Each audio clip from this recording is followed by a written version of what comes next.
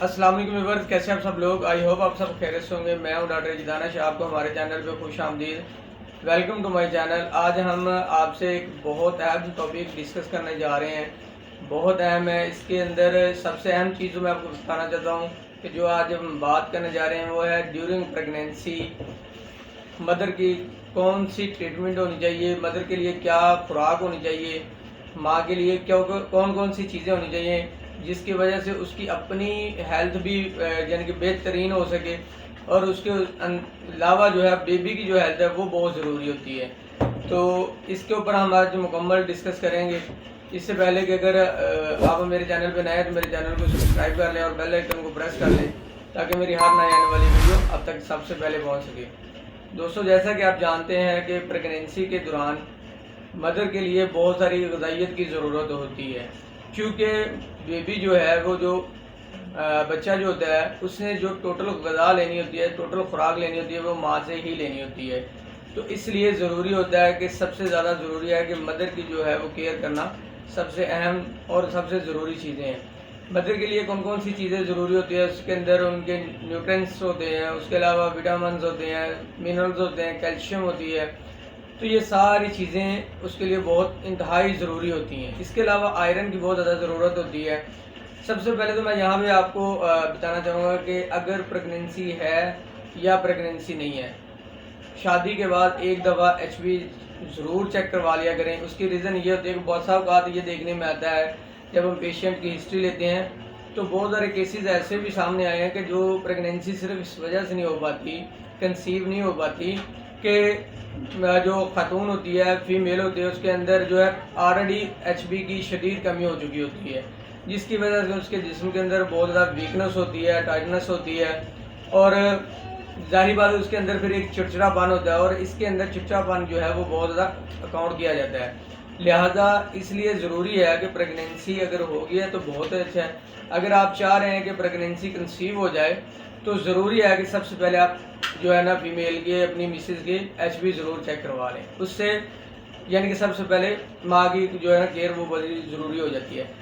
इसके अलावा होता क्या है कि मदर के लिए अच्छी खुराक का होना, अच्छी डाइट का होना बहुत ज़्यादा ज़रूरी है। क्यों? एक अगर मदर की सेहत अच्छी है, अगर मदर की खुराक पूरी है, अगर मदर के अंदर विटामिन्स, मिनरल्स और जितने भी न्यूट्रिएंट्स हैं वो अगर पूरे हैं तो डेफिनेटली आपका जो बेबी है, जो पैदा होने वाला बेबी है, वो एक अच्छी सेहत के साथ, अच्छी विटामिन्स के साथ और अच्छी ग़िज़ाइयत यानी नशोनुमा के साथ पैदा होगा। अब इसमें होता क्या है कि जो फर्स्ट ट्राइमेस्टर होता है, जो पहले 3 माह होते हैं, उसके अंदर तो किसी भी किस्म की भी मेडिसिन से हम अवॉइड करते हैं ताकि किसी किस्म का जो फीमेल को, मदर को साइड इफ़ेक्ट ना हो, किसी किस्म का जो है वो, यानी कि उनको हम ये कह सकते हैं कि स्टार्ट में हम उनको ठंडी चीज़ों का इस्तेमाल करने का मशवरा देते हैं, जिसमें दही वगैरह होगी और बेहतरीन किस्म की जो खुराक होगी, जैसे एप्पल हो गए, आयरन वाली चीज़ें होगी, तो यानी कि ये जिसमें हम चुकंदर वगैरह होगी, तो ये चीज़ें हम उनको इस्तेमाल करने के लिए कहते हैं। इसके अलावा ये होता है कि तीसरे माह के बाद मदर के जो है वो टेस्ट करवाने बड़े ज़रूरी होते हैं। अगर उसके अंदर आयरन की कमी है, अगर उनके अंदर विटामिन, कैल्शियम की कमी है, तो उनको बेहतरीन होम्योपैथिक मेडिसिन आप इस्तेमाल करवाएं। और मैं समझता हूँ, यहाँ पर मैं बहुत शॉर्टकट करके आपको ये एडवाइस देना चाह रहा हूँ कि मदर के लिए मेडिसिन ये जो मैं बताऊंगा आपको होम्योपैथिक में, ये अगर आप इस्तेमाल करवाएंगे स्टार्ट में ही 4 मंथ से आप ये मेडिसिन इस्तेमाल करवा देंगे तो इंशाल्लाह इससे आपकी 2 चीज़ों की गारंटी है। इंशाल्लाह अल्लाह के फजल से 2 चीज़ों की मुकम्मल गारंटी है। गारंटी इस चीज़ की है, एक तो बेबी जो आपका पैदा होगा वो इंशाल्लाह मुकम्मल और अच्छी सेहत के साथ पैदा होगा, और दूसरी चीज़ ये है कि उसके अंदर आयरन की कमी नहीं होगी, कैल्शियम की कमी नहीं होगी, विटामिन्स की कमी नहीं होगी। क्योंकि जब वो माँ के पेट में है तो वहाँ पे उसको मदर के ज़रिए से मुकम्मल चीज़ें मुहैया हो रही हैं। बहुत ज़्यादा बेबी ऐसे देखे हैं कि यानी कि पैदाइश के थोड़ी देर बाद उनको देखे तो बहुत ज़्यादा आयरन की कमी होती है। क्यों? उसकी मदर के अंदर ऑलरेडी कमी थी, तो डेफिनेटली अब बेबी जब पैदा होता है तो उसके अंदर भी आयरन की कमी हो जाती है। अब मसला यह है कि जब प्रेगनेंसी का 4 मंथ स्टार्ट होता है तो वहाँ पे मदर को कैल्शियम इस्तेमाल करवाना चाहिए, आयरन इस्तेमाल करवाना चाहिए, और इसके साथ साथ विटामिन का ज़्यादा इस्तेमाल करवाना चाहिए। यहाँ पर एक और चीज़ जो मेरे ज़हन में आ रही है बार बार, वो भी मैं आपसे डिस्कस करना चाह रहा हूँ। जब 4 मंथ स्टार्ट हो जाता है, क्योंकि बेबी मुकम्मल तौर पे बनना शुरू हो गया होता है, उसके अंदर जान आ चुकी होती है, तो वहाँ पर जो है होता क्या है कि मदर के अंदर जो एक ख़ास किस्म की तब्दीली रूनमा होती है। मदर के अंदर जो है वो चिड़चिड़ापन बहुत ज़्यादा आता है।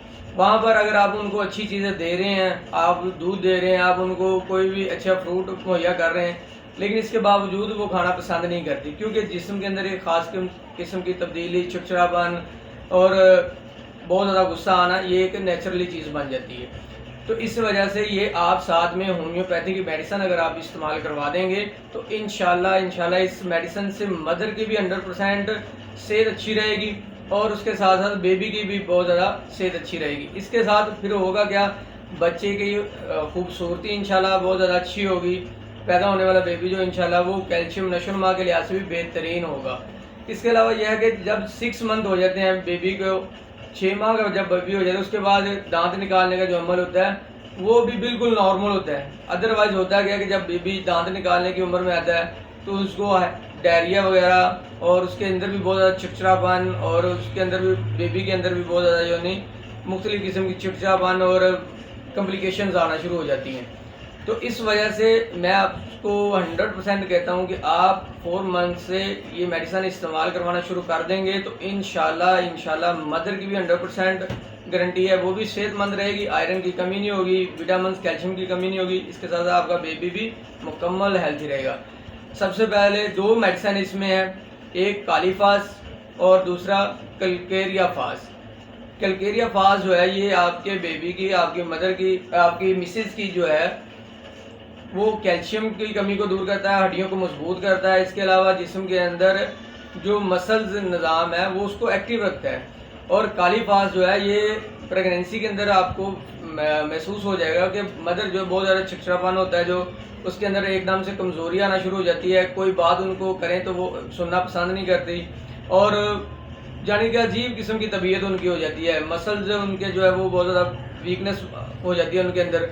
तो ये दोनों चीज़ें यानी ये दोनों मेडिसिन कलकेरिया फास और काली फास, ये आपने दोनों 6x में लेनी। इसकी मैं अभी इंशाल्लाह पिक्चर लगा देता हूँ दोनों की, तो आप अच्छे से देख लीजिएगा। ये आपको मेडिसिन एक होम्योपैथिक अच्छे मेडिकल स्टोर से आसानी से मुयसर हो जाएगी। अगर आप पाकिस्तान में ही हैं तो यहाँ से आपको मसूद कंपनी की जो बेहतरीन मेडिसिन है और इसके रिजल्ट्स भी अच्छे होते हैं और इकोनॉमिकल होती है, आपको आसानी मिल जाएगी। और अगर आप आउट ऑफ कंट्री हैं तो आपको शवाबे की जो है ना हर कंट्री में ये अवेलेबल मेडिसिन होती है, तो जहाँ से भी आप परचेज़ करना चाहें होम्योपैथिक मेडिकल स्टोर से आपको आसानी मुयसर हो जाएगी। कालीफास 6x और कलकेरिया फास 6x, ये आपने 5-5 गोलियाँ सुबह दोपहर शाम आपने 5-5 गोलियाँ देनी हैं। मदर जो है, माँ जो है वो इसको 5 गोलियाँ मुँह में रख के चूसती रहे, जब वो ख़त्म हो जाए 10 मिनट के बाद दूसरी ले लें, यानी कि तरतीब रख ले, पहले कालीफास लेनी है वो ले लें या कलकेरिया फास जो भी लेनी है, तरतीब इसको आप दे लें। तो 10-10 मिनट के वक्फे से सुबह दोपहर शाम अगर आप इस्तेमाल करवाएंगे तो इसमें मदर की भी 100% गारंटी है और आपके पैदा होने वाले बेबी की भी इंशाल्लाह। ले इजाज़त दीजिए, इंशाल्लाह नेक्स्ट वीडियो में मिलेंगे फिर। अल्लाह हाफिज़।